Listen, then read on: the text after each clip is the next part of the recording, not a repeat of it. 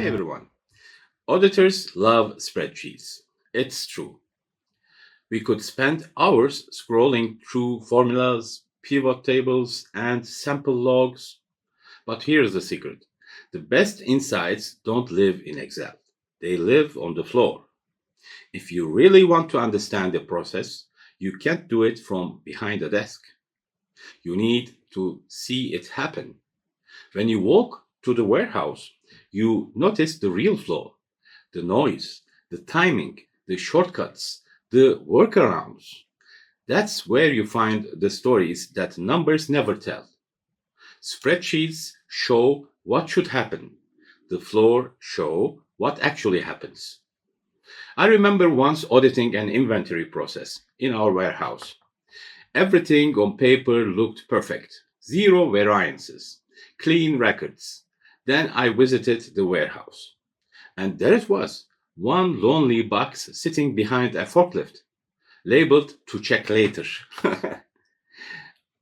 No control failure, no fraud, just a human habit. But that small walk explained why reconciliations were always one day late. You can't see that in Excel. Sometimes the best audit evidence isn't a document, it's a conversation or an observation. When you talk to the people on the floor, operators, sales clerks, warehouse staff, you start connecting dots between policy and practice.